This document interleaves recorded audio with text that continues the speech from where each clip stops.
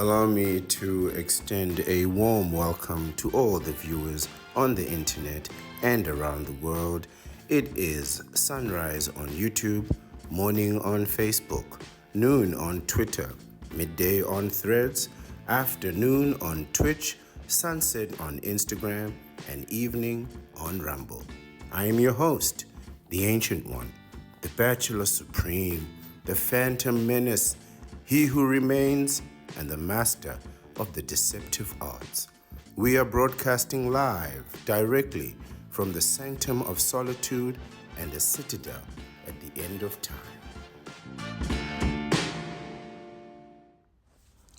Good evening, everyone. I am the Ancient One. I am the Bachelor Supreme, the Phantom Menace, the master of the deceptive arts, he who remains, and I come to you today as the voice of the Vasectomites. And today I wanted us to have another discussion about existentialism, but from a unique perspective, in particular for the bachelors and the Vasectomites. And I want to ask you a question. While you are considering getting your vasectomy, but especially for those of you that have already had your vasectomy, do you want to live forever? What I mean is that, do you suddenly, after getting your vasectomy, have an impulse of extending your life beyond the norm, beyond natural, right? Do you have this impulse, this desire to suddenly want to live forever? You see, when you live long enough as a bachelor, and in particular a vasectomite, and you have done enough things, right? Existentialism, in particular the existential crisis of trying to find meaning and purpose and even value in the bachelor's life, these things start to affect you and they start to play your mind more and more as you proceed. This is absolutely normal, especially for you who have had a vasectomy. When you start to realize that you are not going to extend your genealogy further than you start to feel an unease, right, about the finality of it all. But also there is another type of unease that comes from suddenly having endless choices, endless freedom, endless liberty, endless self-determination, and then you start to have that deeper desire to preserve yourself, right? To not only on the one hand enjoy these choices, which on all by themselves they can give you an entire type of existential crisis. Just for at first there's so many choices, so many things to do, and then you do them all, and then you still have an entire bachelor's life to live.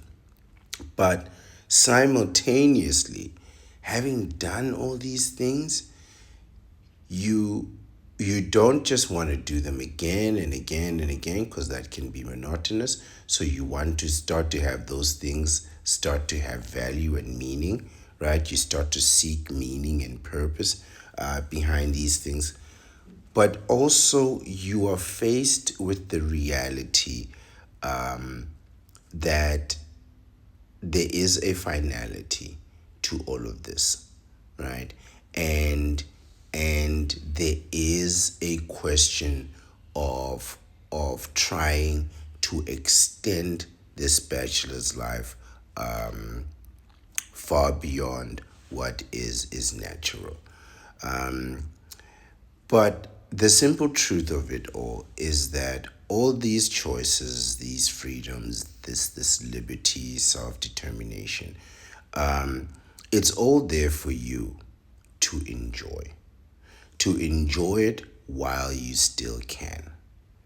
The bachelor's life, in fact, rather life as a whole, is a time sensitive issue and a time sensitive event.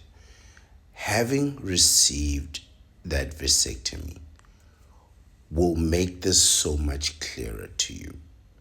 It will bring the finality of life and existence vividly into your point of view, into your eyesight, right? Your point of vision. And you can see very clear where the limitation is. Whereas I think the benders have an idea that they are extending their life beyond themselves through family, right? This is another part of the philosophy where I don't agree with the with the knee benders. Remember, their point of view is that they contribute to humanity by having a family.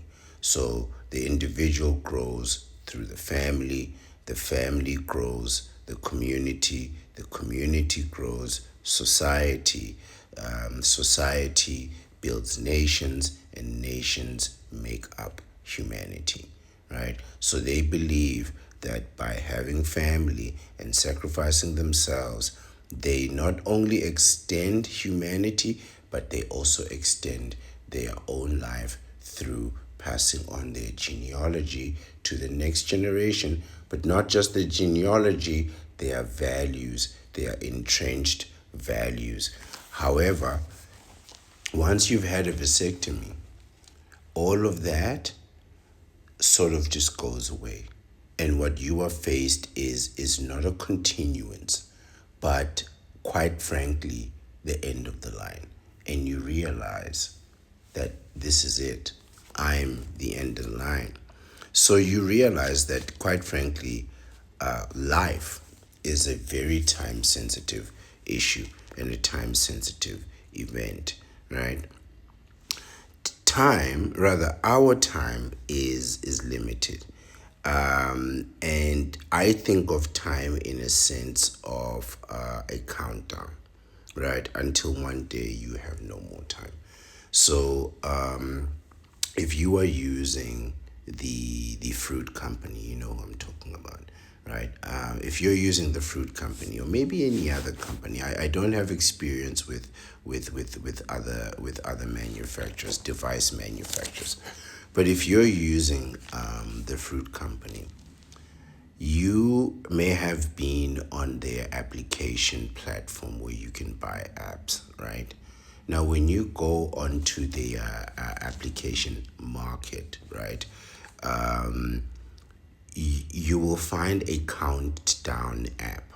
Right now, this countdown app is magnificent. It'll count down to any date that you want. I put the countdown app to my 100th year of cycle, my 100th birthday on Earth, right? So, and then I have that countdown on the Fruit smartwatch, right? The Fruit Company smartwatch. So that's what I'm just gonna call these tech companies, just fruit companies, right? So the Fruit Company smartwatch, you could tell the time, dates, and all other kinds of things. But right along with the time that's counting up, I have a countdown that's counting down, and it's counting down to 100 years, right? And it counts it to the day. There's several thousand years, several thousand days to go. And that's really how I see it. And I suggest everybody do that. Put 100 years from whatever age you are now, count to 100 years and watch those days count down. It's quite a humbling and endearing experience, and it gives you the sense that in fact life is a time sensitive thing, and you are running out of time. And yes, there are those who believe and will say, yes, that time can be any time, it can happen anytime. You can walk across the street, and a bus could be your demise. That, quite frankly, is an insult to bus drivers who have very few accidents, right? You're more likely going to be hit by a child on a bicycle than you are to be struck by a bus. Really, it's an insult to bus and truck drivers, right? Those people are very professional, and quite frankly, they rarely break the laws of the road. So if somebody got hit by a bus, it's usually them who hit the bus rather than the bus hitting them. But there are some people who believe that this can happen, and all they are demonstrating is the fragility of life, how sensitive, how fragile life is. And yes, this is true, right? Life can be sensitive and fragile, but all things being equal, you may quite frankly have several decades on Earth. You may have many, many decades on this planet, maybe even a century, as does the lifespan of the ancient one. But you don't really get much more than that, realistically, right? That's just the reality of it. You're not getting much more than 100 years, maybe a little bit more than 100 years.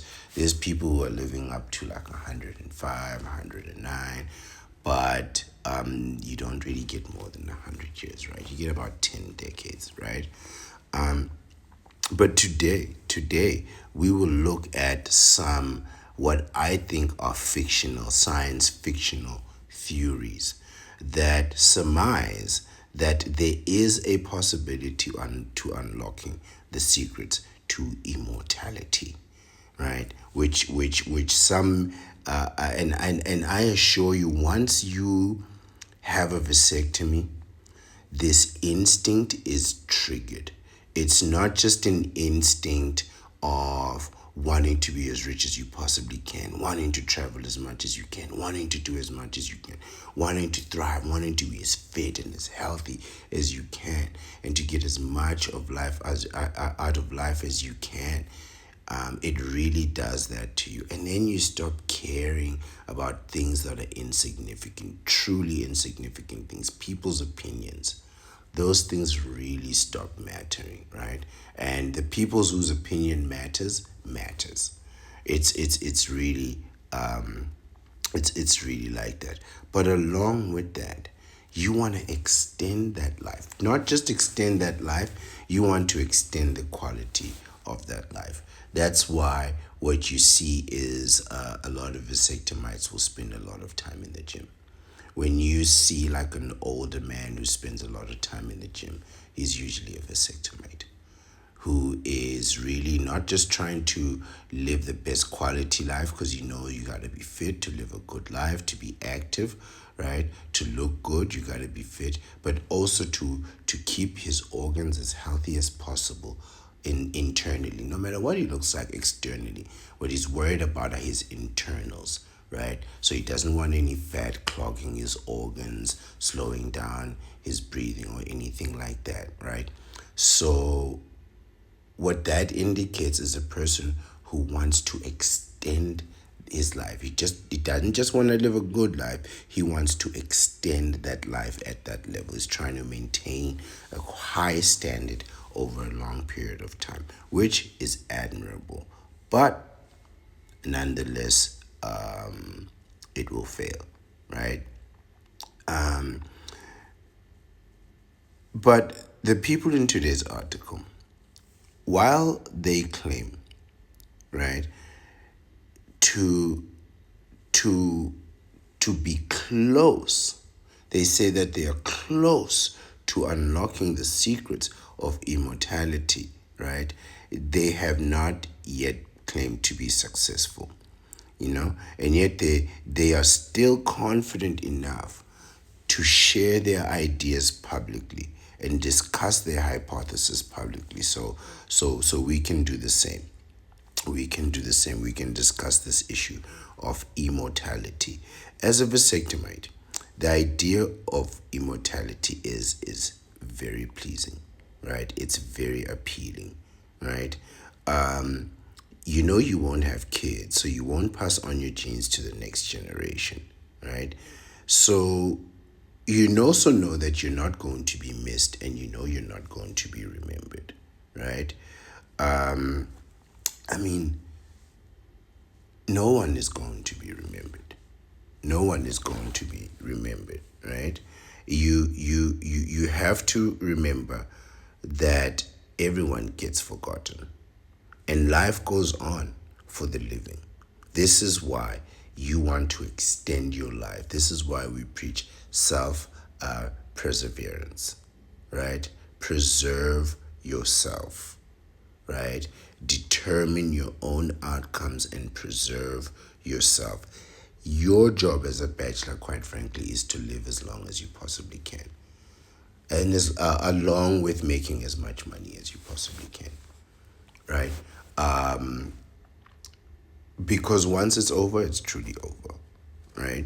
And this is why the idea of immortality is appealing, but also the fact that you know you won't be remembered, right? You won't be remembered.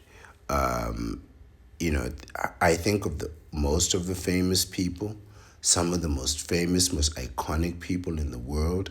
They get remembered once in a while. I mean, you have to have been a truly historic figure. But 10 generations from now, none of us will be remembered. 5 generations from now, none of us remember. We don't even remember people from 2, 3 generations ago.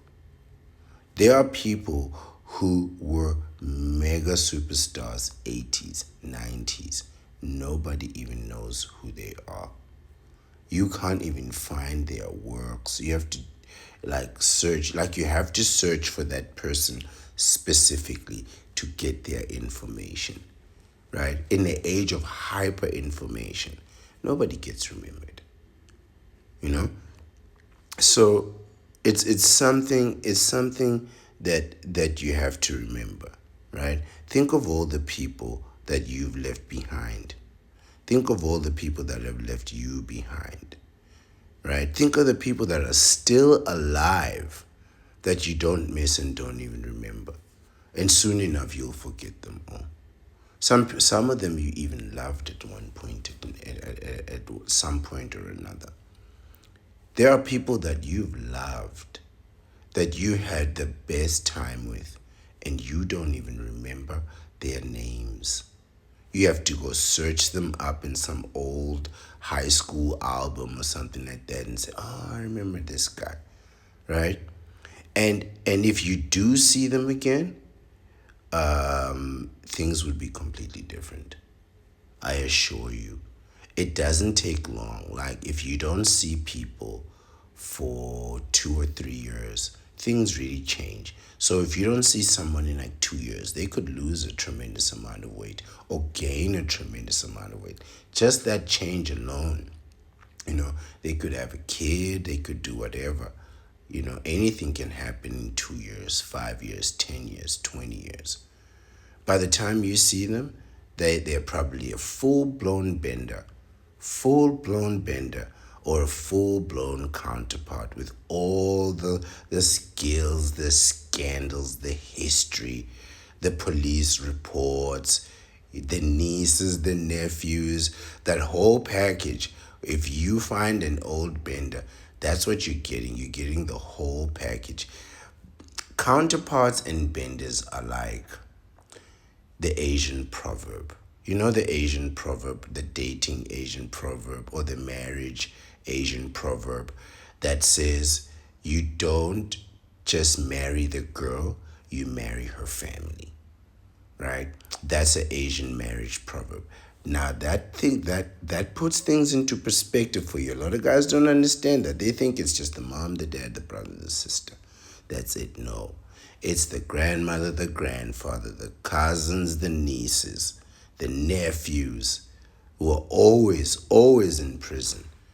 The teenagers, the kids in university, the students, the unemployed.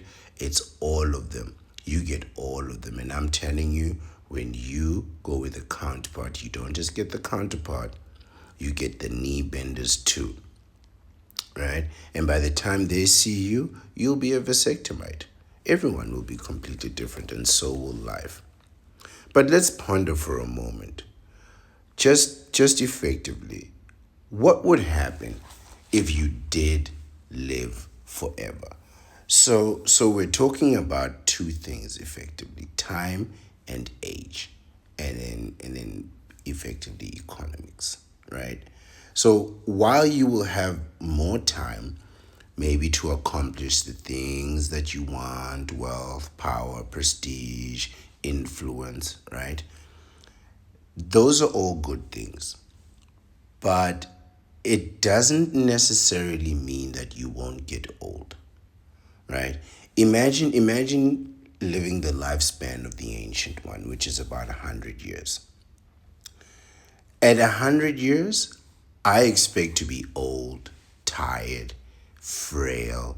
I expect to be quite despondent. I expect to care even less than what I care now, right? But I also expect to be quite helpless and quite ineffective. I'm hoping that through maintaining regular exercise, regular health, discipline, stability, right? So I'm not going out all night, all the times. I'm living the 90-day cycles. I'm staying calm. I'm taking my 2 week vacation after 90 days, even if I don't feel like it, just to rest and recuperate so I don't overtax my mind, don't overtax my body. If, let's just say I pull this off, right? And in the back of my mind, it's always there, stuck with me, man. What if you pull this off? What if you really pull this off? Wouldn't that be something, right? And I've pulled off a lot in my life, but let's say I pull off 100 years. What condition am I going to be in? I'm not going to be in the same condition as 50 years prior, which 50 years prior was terrible condition, or 60 years prior. I'm absolutely going to be a completely different person to what I was in my teenage years, in my college years, and even in my post-college pre-30 years. Completely different person, completely unrecognizable at 100 years old, right? All your hair is white, all your skin is wrinkled, and so on and so on and so forth. Maybe you won't even be able to stand. Now imagine having aged 200 years or more. I mean, you'll be completely withered away. Consider all the things that come with age. Memory loss. So despite all the money, all the power, all the prestige, all the accomplishments, after some time you just completely forgot. You just forget all about it. Right? Now remember all the people that are still alive that you've already forgotten. Now imagine after centuries of watching people just pass by, how much of yourself would you have forgotten? I would say most of yourself will be forgotten, right? All your accomplishments, all that you've done, all the people that you've met, all the wonderful, amazing people that you've met, all the history that you've shaped and built, the world that you've quite frankly masterminded, and you completely forget all about it. Just think about what happens if you get hurt, or consider this: if you are hurt or injured, right? Now you have centuries worth of bruises, scars, muscle pains, multiple injuries. And if you have like a serious injury, like a broken bone, a broken back, a broken neck, a concussion, severe brain damage, anything like that, you have to live like that for an eternity. Now, the assumption that people have wrongly is that living forever is the same thing as never aging, which are two completely different things. Immortality just prevents you from dying. It doesn't prevent you from aging. and you are going to age terribly. Imagine living an eternity with damaged limbs, failing organs, aching muscles, brain injuries, and all kinds of other things, right? Immortality doesn't prevent you from getting hurt. It doesn't prevent you from getting injured or scarred, right?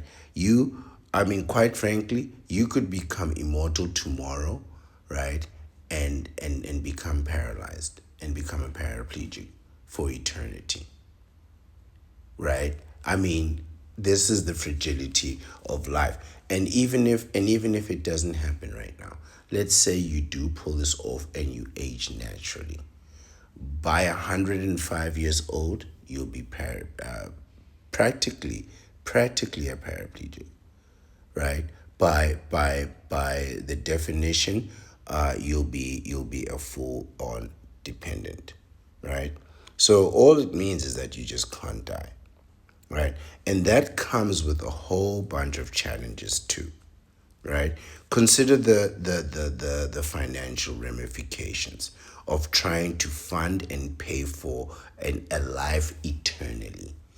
Look at the struggles that you are having now of financing a life that, quite frankly, is finite. It will end at some point. You only have to do this for a certain period of time. And look at the turmoil that people are in economically. Just completely not understanding what the word economics means. The word economic or economical doesn't mean making money. It means saving money. When your car is economical, it means that your car is fuel efficient. In other words, it saves fuel, right? So a little bit can take you further, right? It therefore saves you having to pay for more fuel sooner. It's economical. That's what the word economic means. It means to save money, right? So when you're studying economics, you're studying the art of saving money. I promise you, you're more than welcome to look this word up. Economical. Economical. The word economics is the study of being economic, of being economical. So when you're studying economics, effectively you are studying the art of not just making money, but saving it. I think people have misunderstood that. And if you don't believe me, I'm more than happy to have you look up the definition for yourself, and hopefully you'll come to the same understanding. But imagine trying to find to pay for a life for an eternity, right? Now, sure, you can make a lot of money, right?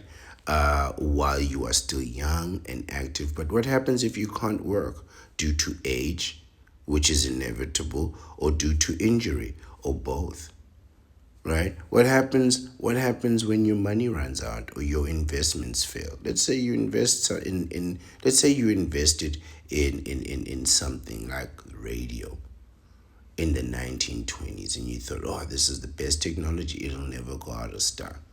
By the end of the century, everybody's on the internet. Nobody barely listens to radio, right? Not to say that radio is a bad technology, but everybody's online. And that technology is, it's still effective, but it's really not as popular as it once was. Now, what happens to your investment? What happens when the money runs out? Money always runs out, right?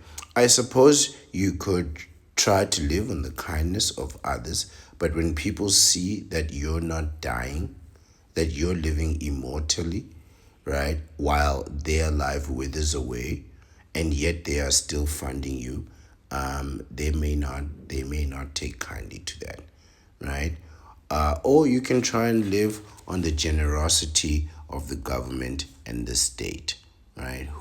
Maybe the government could keep you as some type of test study for an eternity.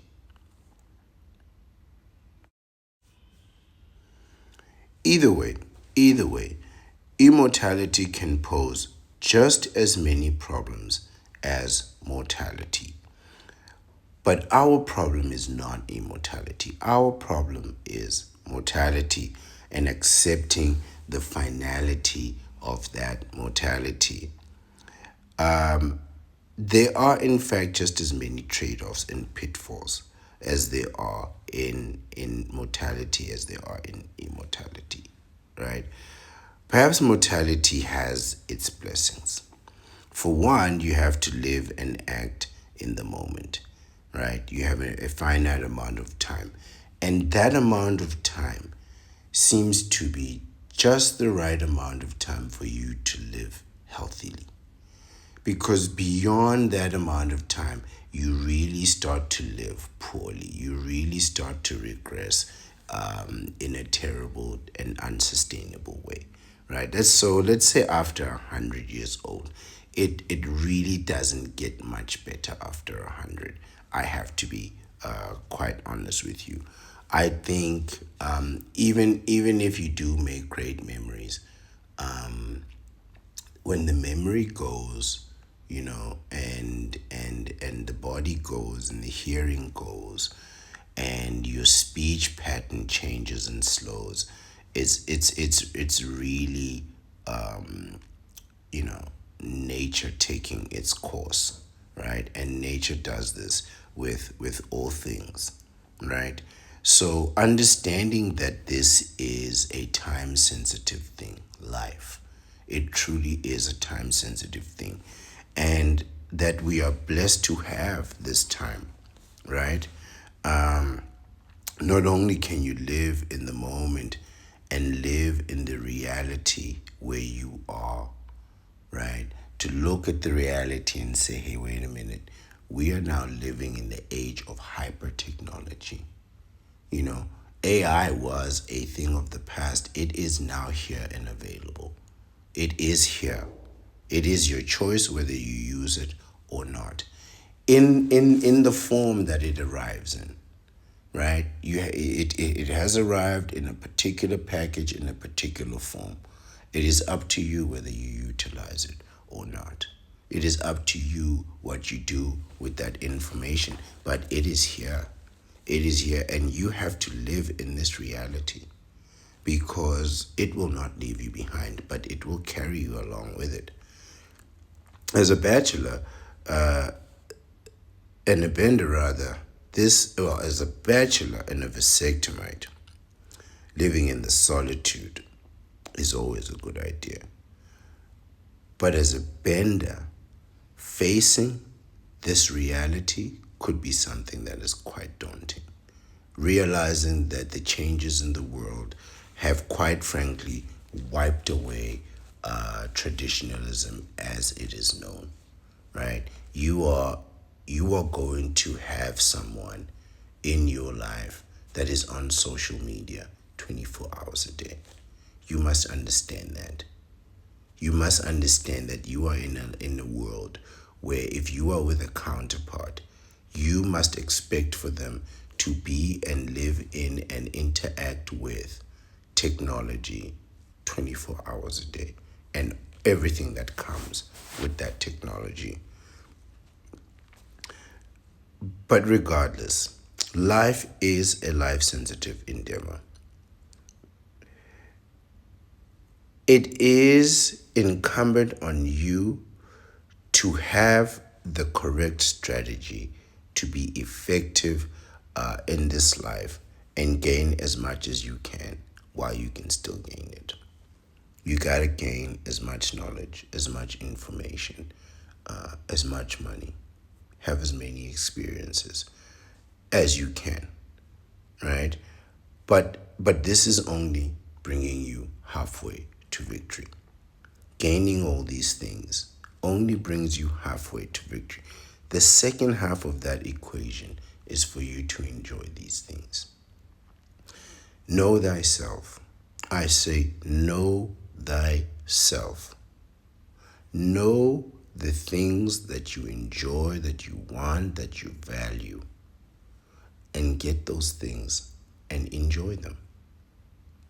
That is the full dynamic of the bachelor life. It's very simply put, get what you want and then enjoy it. This is not an indication that you should go and live an undisciplined and debaucherous life, because that's the fastest way for you to lose the things that you want.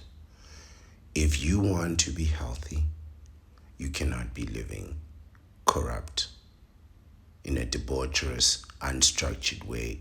If you want to be fit, if you want to have the money to travel abroad, overseas, and stay in hotels and beach resorts, these things are not cheap.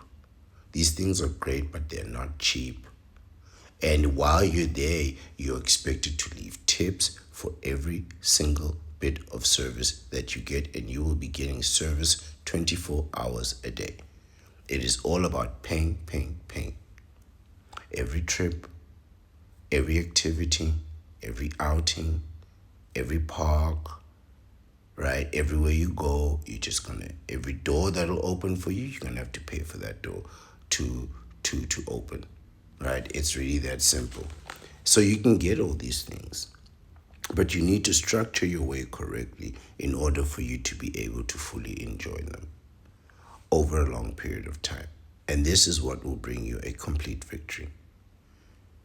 To improve, you need to know what you want and enjoy the things that you get, right? And then pursue the things that you enjoy. So you go get what you want, and if you don't like it, maybe you can let it go, right? But if you get it and you enjoy it, then you need to go ahead and pursue those things that you know. But in order to be able to get to that mentality, you need to know thyself. Know thyself truly as you are, not as you wish to be. Only through knowing yourself and being true to that knowledge. Now, it's one thing to know yourself and then deny the truth of it. But if you know yourself and you are true to that knowledge, then you can begin to get the most of the bachelor life, and you can forgo. You can forgo the fiction that we are going to witness today, the science fiction, and get the most out of the bachelor life instead of trying to live forever, which is impossible. And even if you did, based on what we've discussed, the aging, the injuries, the memory loss, the financial loss of trying to keep life financially viable for an eternity, even if you can't walk. Even if these things were possible, ask yourself this question: would you really want to live forever? Today's article is not a very long one, but it is a very meaningful one. It is entitled, Scientists Say They Are Close, but not all the way. Scientists say they are close to unlocking the secrets of immortality. This is an article by Linda Carroll. It was published on the 13th of December in 2011. It is from www.today.com. Now, that date is very important because this was almost 16 years ago, 2026, so it's about 15 years ago, and they still haven't cracked the secret to immortality. There's a gentleman who is blowing his entire fortune trying to live forever. I don't know. I mean, at what point do you know that you're living forever? If you're still under 60, it doesn't really count, I think. I think if you were like 150 years old and said, hey, everyone, look, I've achieved immortality, I think that would be tremendous proof. But at like 40, 49, 51, it's not really definitive proof in my opinion. But let's read the article. It says, people have searched for the secret to everlasting life since ancient times. This is true. I'm the ancient one. I know this. Now, scientists say they may be close to achieving immortality or something close to it. Close to it? Maybe what they mean is about extending life, but we already know the challenges of extending life. It's not the same thing as living healthily forever, right? Never aging. It's you're still getting old. Until very recently, nobody really thought it would be possible to extend a person's lifespan much beyond a century. This is what I believe. And a century, the lifespan of the ancient one. Now, some scientists are saying that immortality or something very much like it might be just around the corner. They say it might even be possible for people living today. This would be interesting, right? Some researchers say it will just be a matter of finding the right button to push so that cells will stop aging. Right, so they think they can stop our cells from aging. I don't think so. Because the aging thing happens, when you're sleeping. A lot of people think aging happens when you're awake. When you're awake, your body is active and, quite frankly, is in a preserving state. When you are relaxed and your brain is updating and your muscles are regenerating, that regeneration is actually aging. So on the one hand, your body is strengthening, but after some time, that regeneration becomes aging. So the idea that they can stop the cells from aging while we ourselves are sleeping is interesting. Others believe the right strategy is to grow spare parts. Interesting. Blood vessels, hearts, bones to take the place of worn out ones. Eventually, you're just going to have to build a new body. But how do you replace vital organs like the brain? I can understand things like maybe you can build a new heart, a new kidney, and so on. But there's things like the stomach, which I don't think are replaceable. I'm not sure. I'm not a medical doctor, so I wouldn't know if you can replace like a stomach. If you can replace um, your brain, right, or your spine, right, that kind of things. I don't know. I don't know. And if you did, would they still function the same? 100 years, 200 years, right? Perhaps, perhaps. But I think the aging process happens overall. Eventually, you're just going to have to find a person a new body. But how are you now transferring consciousness from one person to the other? It's just not feasible. But let's see. I don't think there's any limit, Aubrey de Grey says. A leading longevity researcher told today's Michelle Kozinski. Okay, so they're just telling us who these people are. Certainly, there's nothing that would stop people intrinsically from living thousands of years. Again, how are you supposed to pay for all that? The assumption is that you're going to live 1,000 healthy, fantastic, wonderful years, which is not the real problem here with the theory of immortality. It's really not a question of can you do this for a long time? It becomes an issue of how do you do it for a long time and under what circumstances are you doing it, right? I mean, part of the problem is going to be like controlling, like this is graphic, but it'll be things like controlling your bowels, right, and your joints. What happens when your joints are worn? I mean, are they really going to replace bones? So they're going to open your leg, remove your bone, put in a new bone, new legs, new feet, new everything, in the same skin. So now they have to replace the skin, they have to replace the muscle tissue, they have to replace the veins. Where does it end? Right? Where she says there's no end to it, but thousands of years? Thousands of years? No, I don't know. I don't know. This idea starts to become It's something that I didn't discuss previously. This is all really from mythology, superhero stuff. We really come from a time where superheroes really dominated the social narrative for decades. The past few decades, maybe 20 years, was the peak of it, right? It was the peak of this mythology. And billions were made through this peak.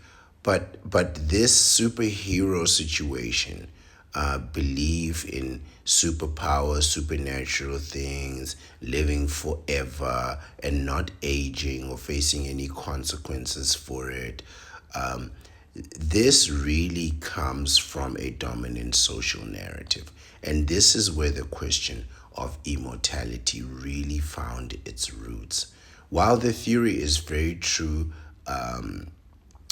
for since ancient times, and people have even thrown away fortunes to seek out El Dorado, the city of gold, where somewhere in there was the fountain of youth, right? Fortunes were lost, going up and down the world seeking El Dorado, and just to find out that it never existed. Some sailors made it up. Really, it never existed. Some sailors made that story up, and everybody carried it along, and people were able to make a lot of money, promising people that they would take them to the promised land, El Dorado. And then there they would find not just tremendous wealth, but the fountain of immortality. Because what was the point of having endless wealth if you didn't have an endless life to spend that wealth, right? It was a fantastic myth, but they debunked it. They debunked it. And here they are bringing the myth straight back, and it has really come through the superhero social topic, right? Where people can survive unbelievable things and live forever, right? In a healthy state. And that's really not going to happen for you, right? Your best outcome is to just get the most of this life while you still can. Get a vasectomy, freeze your sperm, and then get the most out of this life. They continue. He has isolated. Where am I? No, I beg your pardon. I'm in the wrong place. De Grey, a scientist at Cambridge University. These are very serious people, by the way, right? Talking these theories, right? Instead of just working on giving us the best quality of life that we have now, they want to sell us the delusion of living forever. De Grey, a scientist, I believe it's Dr. De Grey, a scientist at Cambridge University, believes he may have found the key to unlock our cells' immortality. He has isolated an enzyme in bacteria that seems to keep them from getting clogged up with the gunk that eventually suffocates them. The hope is that the same strategy will work in human cells. So he's isolated an enzyme in a bacteria, not in a human being, in a bacteria, right? So he's isolated this individual, how you say, feature, right, in a bacteria, another species other than us, that seems to keep those bacteria from getting clogged up with the gunk that eventually suffocates them. So the thing that kills them, he says he has managed to prevent that thing from killing them. I don't know why this is helpful to us, because he hasn't tested this on human cells, or indicated any type of success that will be able to help humans. Again, it doesn't answer the question of aging. Did the bacteria age and then deteriorate from aging, or was the bacteria then remaining constant? Like, did it not age? Was it never affected by any of the elements that are going to affect us? Did it continue to grow and improve? This is unclear. This is very, very unclear. But still, all this demonstrates is that even the best scientists in the world have still been unable to answer this question. All of our knowledge, all of our knowledge still leads us to the same outcome. The best choice you have is to live the best life that you can. Immortality is really, really not an option, especially for you vasectomites. I really know the inclination to want to find the answer to this question, right? The question of immortality. The answer is no, there is none. It's not true, right? And I know you're gonna say, well, in that case, I want to live as healthy as I can, but in the back of your mind, I know it's itching at you. I know it's the reason you don't eat the fatty foods. I know it's the reason you are ever so disciplined is because you want to live as long as you can. The trick is to live long and to live good. Don't leave the good part out of the long. Linda Carroll continues to say, in America, molecular geneticist,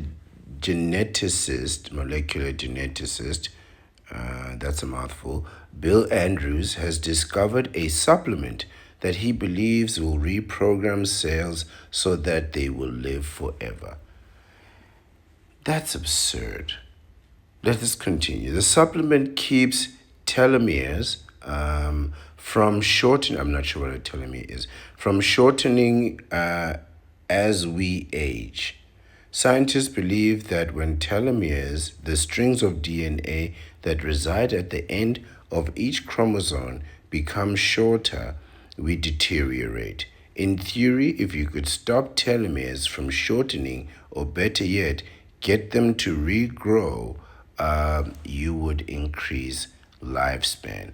So, this molecular geneticist, he believes that he has a supplement that prevents these telomeres from shrinking as they degenerate as they grow old.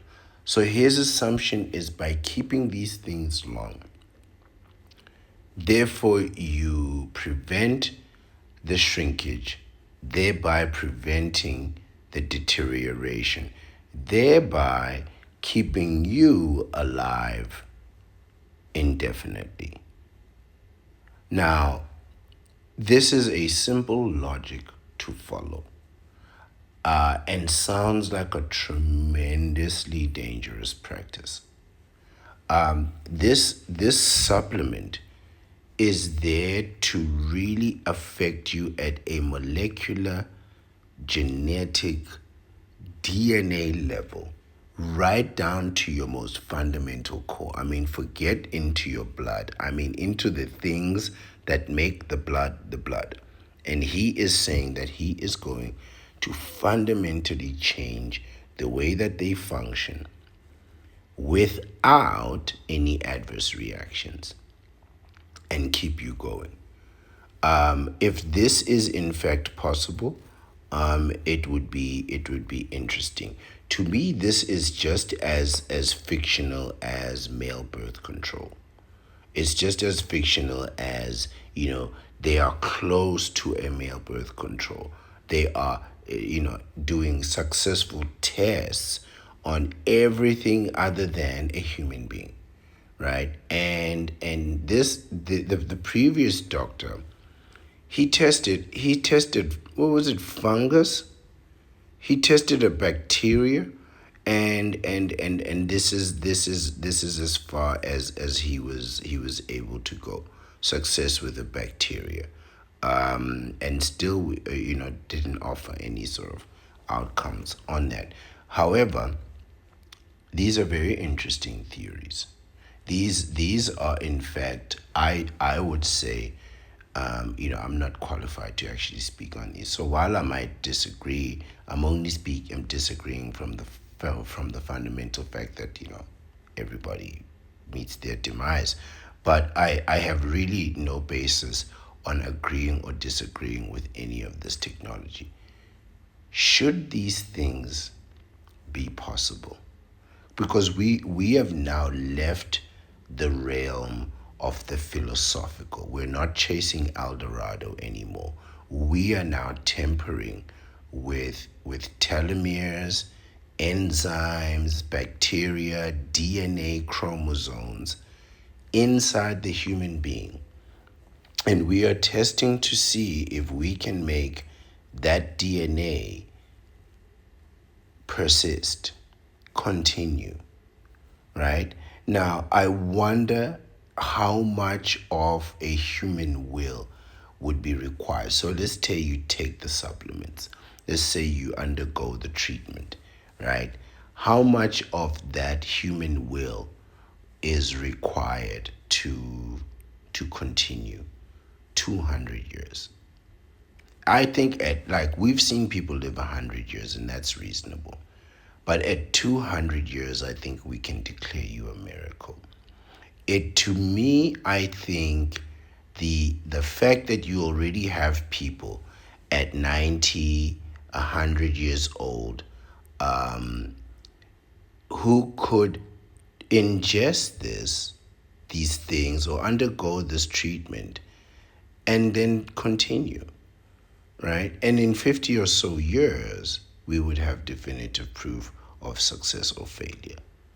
But should any of them, but I mean again, it's very easy to prove failure.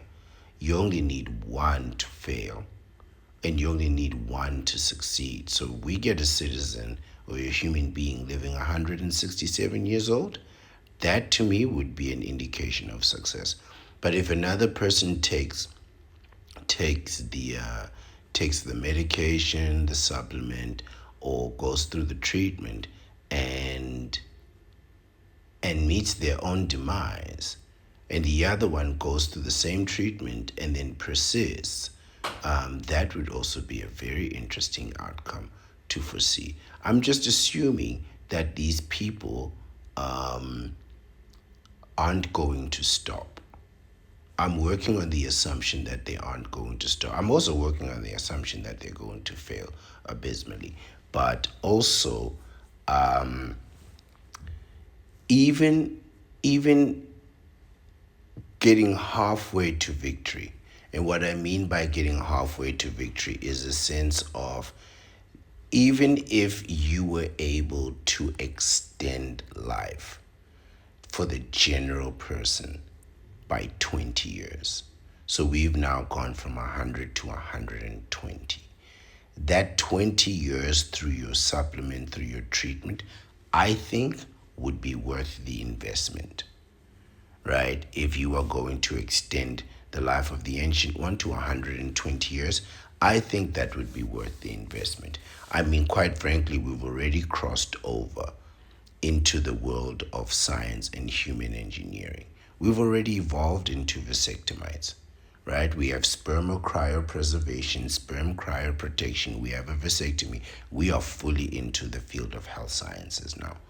So if there is a technology out there, supplement or treatment that could extend the life, even by 20 years, even by 10 years, wouldn't that be worth looking into? Compared to, I mean, immortality is the goal. But 20 years, I think, would be a great, tremendous standard. To say, okay, you are now at the end of your life. Would you like to take this supplement to extend your life for, you take it every day or you take it every week, and we guarantee that you will live another 2 years. The longer you take the supplement, the longer you live. But after 20 years, the supplement ceases to be efficacious. And after that, you can keep taking it. It'll still work. But after that, it's up to you. I would take that deal. If I was at my deathbed, if I'm looking right at it and I'm looking right at it and the sun is going down and I know this is the moment This is the moment. All things being equal, I haven't been injured, I haven't been struck by a bus, I haven't, or it's just my time and it's a natural ending, and I get offered this supplement to extend that life, I might be inclined to do so. If I could afford it, I might be inclined to do just that, right? Again, I am a vasectomite, so I understand the impulse for one to want to extend your life. But until these things are proven true and right, just like the male birth control, you're better off just taking care of yourself while you still can. It says the literature is, I would say, 95% certain or better that if we can find ways to lengthen the telomeres, we are going to reverse aging, Andrews says. Not everyone is persuaded that aging can be halted, but those who are hot on the trail of immortality are also convinced of the possibility that let me read that. Let me read that section again. Starting from here, where Andrews says, not everyone is persuaded that aging can be halted, but those who are hot on the trail of immortality are so convinced of the possibility that they've already started to think about how longer lifespan could change our daily lives and society as a whole. Again, it always comes to the point of, are you going to age? Right? You're 200, 200 years old. What condition is a 200-year-old person in? This is something that we've never seen. It would be something completely different. So even if they were able to prevent this, what you'd probably have is just a tremendous number of senior citizens. You're not going to have 100-year-old people, 150-year-old people, killing it at work, killing it at the gym, and so on, right? So you'll be extending life, but what would the quality of that life be? This is what I wonder. And then what type of society are we going to live in? An aged society? Really? Right? Because now the average age of people on earth is actually under 30, right? So that means like most people, so the largest group, the largest population, group of the population is actually under 30, which means most people are capable of working, right, and sustaining themselves. Over 60 and 70, there aren't that many people, and those that are there aren't really killing it at work. So now we're looking at a population of about 150 years old, maybe 200. What type of population is that really going to look like? I wonder. Author Sonia Arison has imagined that this brave new world might look like and described it. Let me read that again. Author Sonia Arison has imagined what this brave new world might look like and described it in a book called 100 Plus: How the Coming Age of Longevity Will Change Everything, from careers and relationships to family and faith. Arison believes longer lifespans will enable humans to reach their true potential. Again, they really remove the financial cost, the financial burden, the nature of things, and the fact that you're getting old, right? It just means, oh, if you live longer you can achieve more. That's not necessarily true. Your healthiest, best years are always your most productive years are always your younger years. The older you get, the less productive you get. Really, this is really coming now from back to the question of mythology, right? So we've gone from the science, and now we are back in the realm of mythology, where we don't really take into account what the cost of life really is. And the cost of life is the performance of function, right? It's not money, it's the performance of function. You want to live in this world, you have to perform functions. You make money by performing functions. And older you get, the less functions you can perform. Eventually, you won't be able to perform any functions at all. So the assumption here again is that if you are able to live forever or live longer, you won't be getting old, which is not the case. Which is very much not the case, right? So whatever potential you have, your best potential is always in your younger years. It says increasing the lifespan will give you new opportunities for experiment and adventure. You see, again, experimenting and adventure. In your 80s, 90s, 100, you'll be experimenting with adventures? Not necessarily. Not necessarily. This sounds like regret. You know, when people don't live the life that they want to live, and they spend years just being responsible for other people and the outcomes of other people. And then when those people are no longer under their cares, what they want is to find new opportunities to experiment with life and go on an adventure.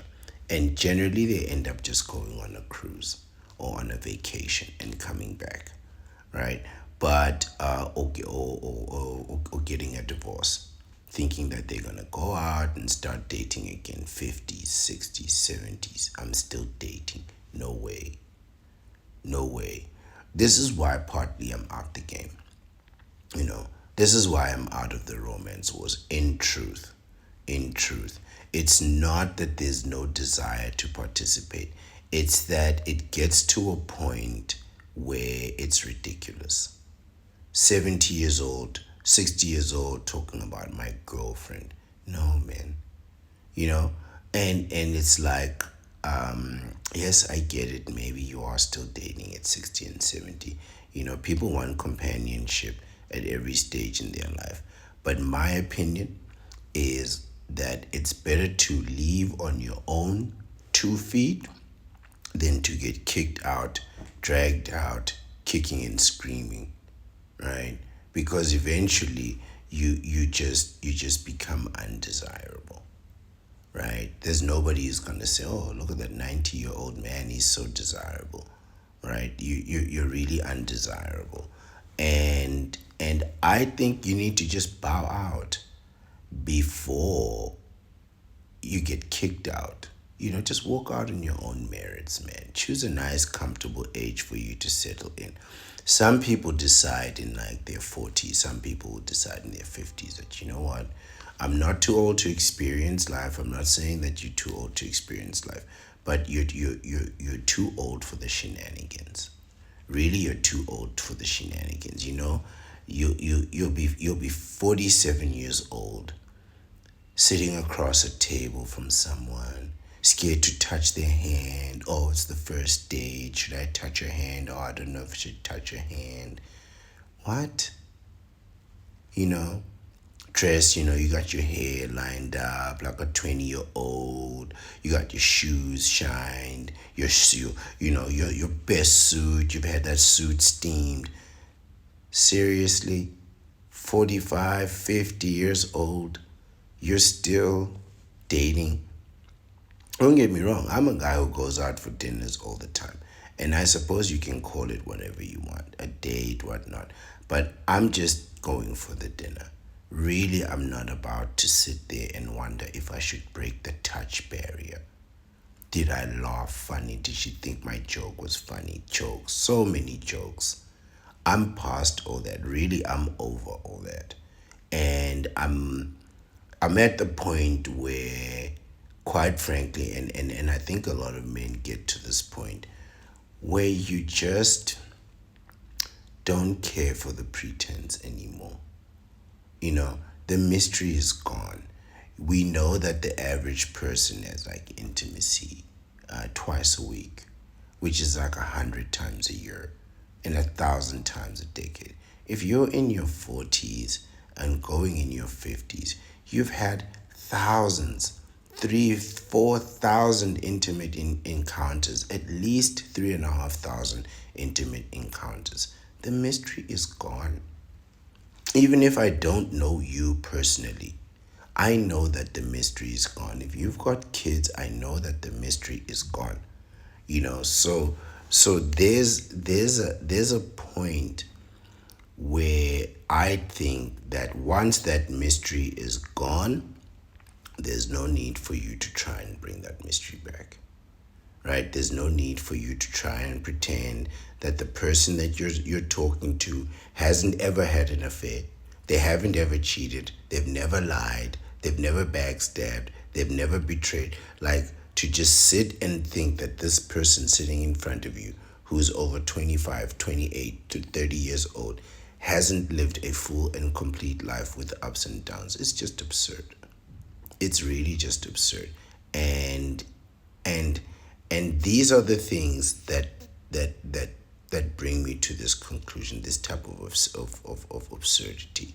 You know, when we live our lives according through mythology, looking for opportunities to experiment and adventures in your old and advanced age.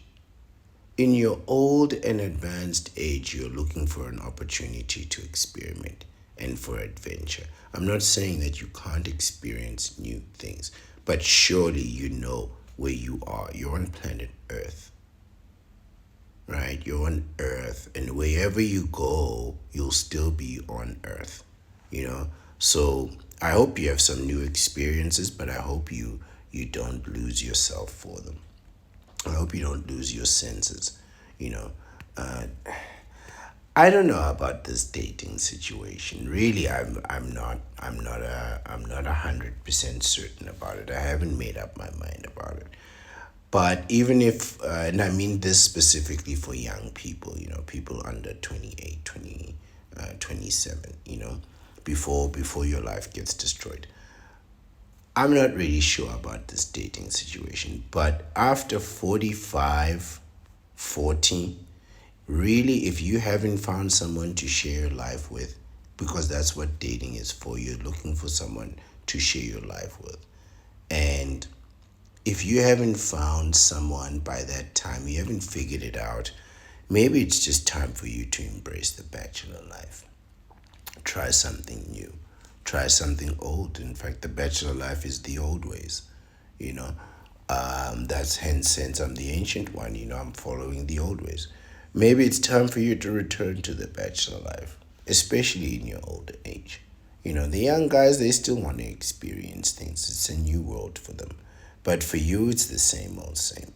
And there just comes a point where you're just being ineffective and it's just losing money. Especially if you've had kids and she's had kids, and there you are trying to create a new experience from the same old same. No, you've been doing this since you were teenagers, man. By now, really, you know what it's about. And if you don't, just watch a movie. They'll tell you everything you need to know in the movies. She concludes by saying, as for Andrews, he says he's going to find a way to halt aging or die trying. Now, you see, now that's ironic. You're going to try and find a way to stop aging or die trying. This was a wonderful article, though it was short. It was quite informative. I don't know about this immortality thing, right? I think extending your life is one thing, living as long as you can is one thing. It's something that I endeavor for. That's why I'm trying to be as healthy as I can, right? That's why I'm doing running instead of weights, because running is a particular type of exercise that I believe increases longevity. It's like walking, but better, right? Weights, I don't know so much about that. I don't really know of a situation where there's a bodybuilder that outlives a runner. So I'm of the running club, the running camp rather, for the sake of longevity, right? Not just losing weight and keeping that weight down, but also for maintaining longevity. Because having had my vasectomy, I know that I am ultimately the end of the line. And when you get your vasectomy, you will too. And the reality of life will come crashing down on you. But this is a good thing. This is a good thing because this will truly allow you to enjoy what you want to enjoy in life and not hesitate and not think about what other people think, because really you'll know it's all on you, not in a play situation, right? There's people who say, man, it's all on you, it's all on you, but this is not for play. This is real. When I say it's all on you, I mean it's either you or it's nothing, forever. It's all on you. And for some people, that might be a lot to carry. But for vasectomites, it's exactly what we want. This is what self determination means. This is what self before society means. It means it's all on you. And that's what you want. You don't want other people choosing for you, determining your life for you, making decisions for you, telling you who to be and where to go, right? And extending your life for as long as possible is really what it's about. It's really what the bachelor life is about. It's about living long and healthy and good and strong for as long as you possibly can. Immortality, this is our stuff right there. And as soon as they get that immortality supplement right, I'm on it. If they can extend my life 10 good years, 15 good years, after 100 I get an extra 15, I would do the exercise necessary to keep myself going. I would happily put in that time in the gym. I'd run extra kilometers and so forth just to maintain the fact that I can stand upright and walk on my own 2 feet and still use my arms and legs. I would happily take those extra 15, 20 years if they can get this process right. But for now, it's still a question of mythology. So your only hope is to lose that weight, to get healthy, stay healthy, get your vasectomy, freeze your sperm, right? Protect your seed and your solitude. This is the end of the video. Thank you for your time. Thank you for your attention. I really appreciate it. And I really did enjoy today's article, and I hope you did too. I am the Ancient One, the Bachelor Supreme, and I thank you again. And I wish you a wonderful day.